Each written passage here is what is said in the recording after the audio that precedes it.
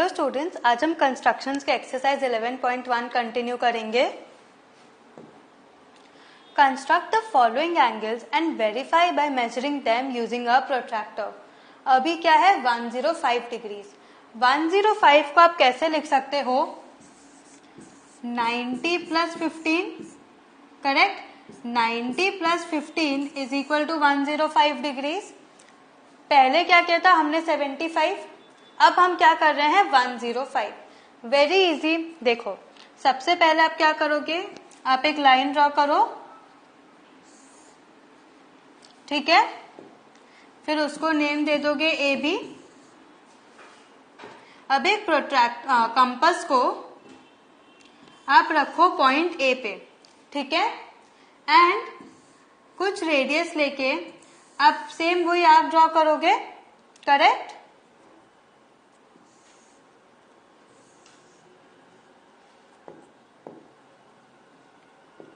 ठीक है, अब इसको दे दो सी।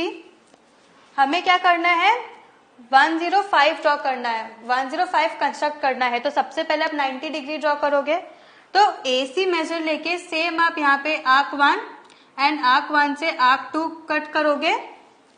फिर 90 डिग्रीज के लिए क्या करोगे, दोनों के बीच का मेजर लेके आर्क 1 पहले ड्रॉ करोगे फर्स्ट आर्क से, फिर सेकेंड आर्क से आर्क 2 ड्रॉ करोगे एंड इन दोनों को ज्वाइन कर दोगे, करेक्ट। आपको ये मिल जाएगा D विच इज 90 डिग्रीज। अब आपको चाहिए 15 डिग्रीज।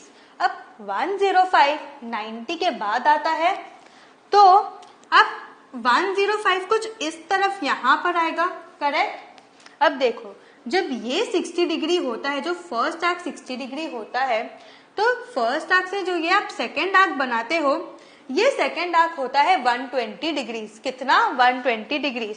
तो 120 माइनस 90 कितना होता है 30 डिग्रीज, करेक्ट।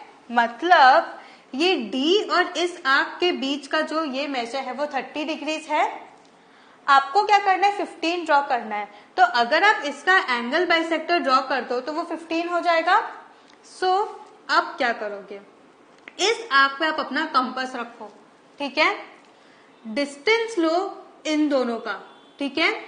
उसके बाद इस पॉइंट से एक आर्क यहां कट करो एंड पॉइंट D से एक आर्क यहां कट करो, ठीक है। And you just join this arc, ठीक है। तो ये क्या हो गया, ये हो गया आपका 105 डिग्रीज। इसको नाम दे दो E, that is angle EAC is equal to 105 degrees, ठीक है। समझ आया, angle EAC is equal to 105 degrees. हमने क्या किया 90 plus 15 is equal to 105, that is angle EAC is equal to 105 degrees. Next 135 degree. अब 135 कैसे ले सकते हो, 20 plus 15 degrees, that is 120 plus 15 is equal to 135 degrees, correct. So अब देखो 120 से भी आपको 15 ज्यादा चाहिए, तो क्या करोगे, सबसे पहले तो आप एक लाइन ड्रॉ करो, ठीक है। उसको आप नाम दे दोगे AB। सेम प्रोसीजर 120 डिग्रीज मैंने आपको बोला था कहाँ होता है। अब कंपास लो एंड उसको रखो पॉइंट A पे, ठीक है। एक रेडियस लेके एक आर्क ड्रॉ कर दो, आर्क ड्रॉ कर दो, ठीक है। एक आर्क ड्रॉ किया आपने एंड इसको दे दो पॉइंट C। AC डिस्टेंस से आप यहाँ पे एक आर्क ड्रॉ करोगे तो 60 बनेगा, एक और आर्क ड्रॉ करोगे तो 120 बनेगा।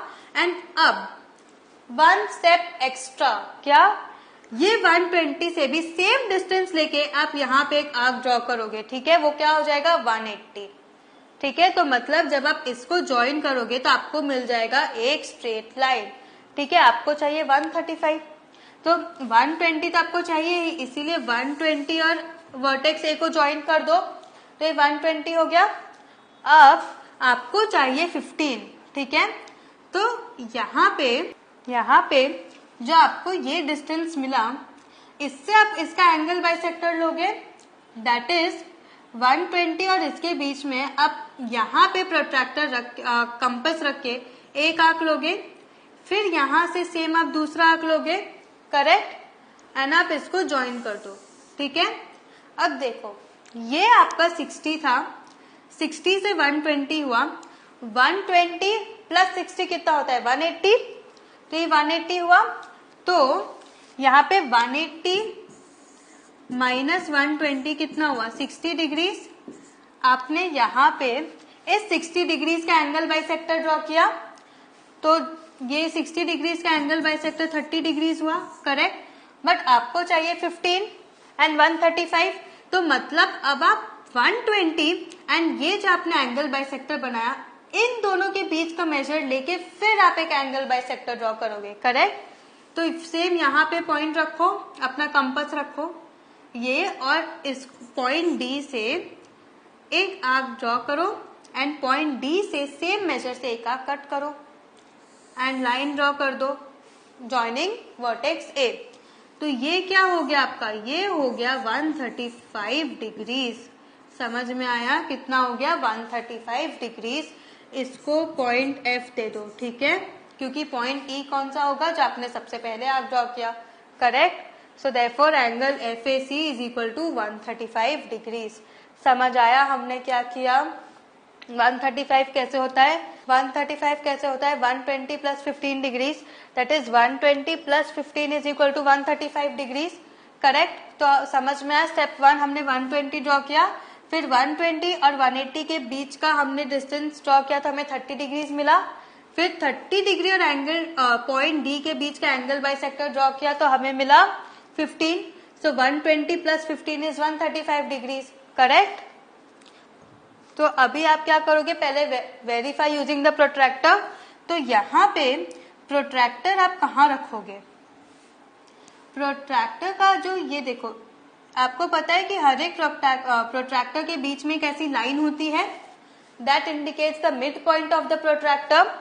Now mid point of the protractor से रख के आप रिवर्स देखोगे, जो आपका जीरो यहाँ से स्टार्ट होता है, आप यहाँ से देखोगे कि 135 डिग्री आ रहा है कि नहीं जो आपने कंस्ट्रक्ट किया है, ठीक है। अगर प्रोट्रैक्टर से देखो कि 135 एग्जैक्ट आ रहा है, मतलब कि आपका कंस्ट्रक्शन करेक्ट है, नहीं तो आपने कोई मिस्टेक की है, ठीक है। मैं आपको एडवाइस करूंगी कि जब भी आप कंस्ट्रक्शन करो, जो भी आप एंगल ड्रॉ करो, हमेशा हर एक क्वेश्चन में, चाहे वो वेरिफिकेशन यूजिंग प्रोट्रैक्टर पूछे या नहीं, आप जरूर वेरीफाई कर लेना कि आपका एंगल ड्रॉन सही है, ठीक है। तब आपको फुल मार्क्स मिलेंगे। कंस्ट्रक्शन ऐसा चैप्टर है जिसमें हमेशा फुल मार्क्स मिलते हैं, there is no scope of losing the mark, ठीक है। Next, construct an equilateral triangle given its side and justify the construction. मतलब हम यहाँ पे इसको जस्टिफाई करेंगे। Now let us construct an equilateral triangle each of whose side is PQ, ठीक है। आपको पता है इक्विलैटरल ट्रायंगल में all the 3 sides are same. So यहाँ पे एक सबसे पहले एक लाइन ड्रॉ करो,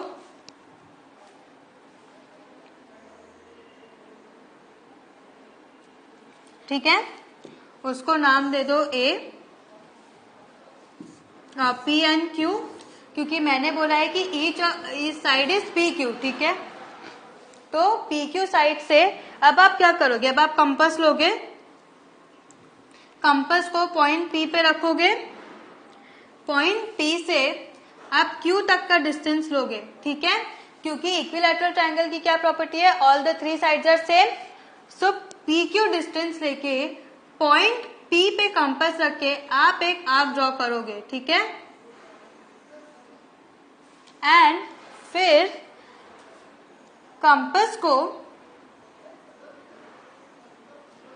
आप रखोगे पॉइंट क्यू पे, ठीक है, कंपास को पॉइंट क्यू पे रखोगे and same distance Q P लेके पी से एक दूसरा आर्क कट करोगे, ठीक है, पी से एक दूसरा आर्क कट करोगे पी क्यू डिस्टेंस लेके एंड कंपास क्यू पे रख के। फिर ये जो आपको इंटरसेक्शन मिला, इसको आप जोड़ दोगे एंड नाम दे दोगे आर, ठीक है। समझ आया, वेरी इजी सम। हमने पी क्यू का क्यू डिस्टेंस लिया क्योंकि in an equilateral triangle all the sides have the same measure, तो पी क्यू मेजर लेके आप पी पे पहले कंपास रख के क्यू में एक आर्क ड्रॉ करोगे एंड क्यू पे फिर कंपास रख के सेम रेडियस पी क्यू लेके, सेम डिस्टेंस पी क्यू लेके पी से एक आर्क ड्रॉ करोगे, दोनों को ज्वाइन कर दोगे तो मिलेगा आपको क्या, point R. Thus P Q R is an equilateral triangle. अब इसका justification, since OC and BC are drawn with same radius, OC is equal to BC। अब यहाँ पे मैंने लिया है PQR एंड यहाँ पे इन्होंने लिया है OBC, ठीक है। सो सपोज आपने लिया है OBC ट्रायंगल, ठीक है। यहाँ पे OC and BC are drawn with the same radius, that is OC is equal to BC। तो O, B एंड C, ठीक है, same construction method. So OC is equal to BC, correct, that is OC and BC are drawn with the same radius, OC is equal to BC and OC is equal to OB is equal to BC, therefore triangle OBC is an equilateral triangle। समझ आया? So what have we learned today? आज हमने आपके exercise 15.1 11.1 complete कर लिया है। Construction का first exercise is completed. Second, फिर उसके बाद हम थोड़ा सा आगे एक्सटेंड करेंगे कि आगे हम क्या क्या कंस्ट्रक्शन करेंगे।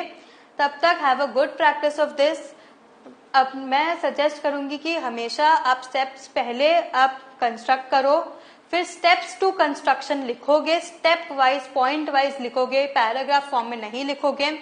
पॉइंट वाइज आपने कंस्ट्रक्शन किया, उसके बाद अगर क्वेश्चन में जस्टिफिकेशन पूछा है तो आप जस्टिफिकेशन लिखोगे, नहीं तो आप जस्टिफिकेशन नहीं लिखोगे, ठीक है। But steps to construction compulsorily लिखो to be on a safe side कि आपके मार्क्स कट ना हो, ठीक है।